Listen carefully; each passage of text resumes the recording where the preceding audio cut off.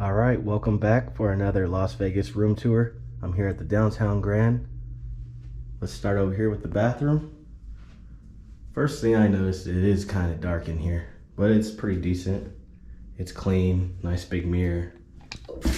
Get your toiletries. Shower seems pretty good.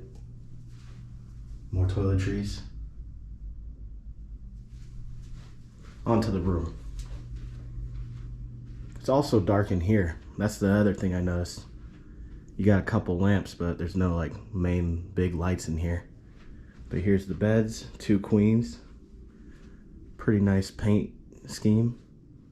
A little bit of art. Plug in right next to the bed. Got a speaker, Bluetooth. You got the whole workstation area, which I like. It's probably my favorite part of the room because I need to get some work done. You get a big closet with a safe, ironing board, luggage rack. You could maybe put a small backpack on this, but it doesn't seem that strong. Over here you got a little seating area with a nice view out here. You got Circa right over there. You got Fremont Hotel.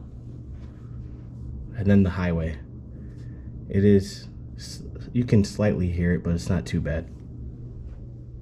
And that's just a quick little room tour here at the Downtown Grand.